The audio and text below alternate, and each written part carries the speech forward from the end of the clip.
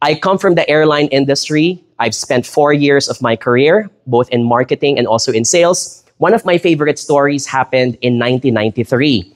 One of the cabin crew members of Delta Airlines suggested to management, "Boss, wala pong kumakain ng ating lettuce sa mga business class entrees. May I suggest to please take it out because it's just a waste of money and waste of time."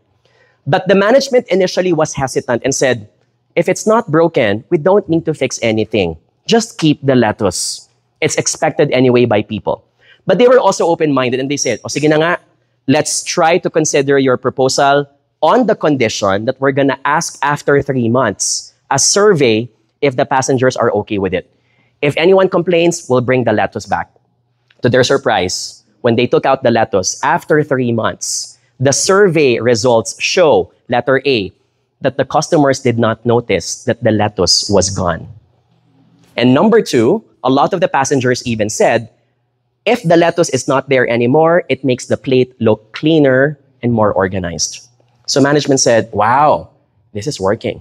We thought that the lettuce needs to be there, but apparently in the grander scheme of things, it doesn't have to be. So let's continue taking out the lettuce. And from 3 months, they extended that to 1 year. In 1 year, just by taking out a small vegetable, Delta Airlines saved $1.4 million.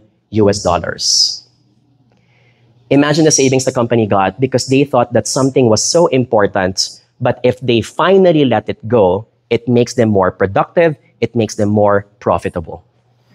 I want to invite all the leaders in the room.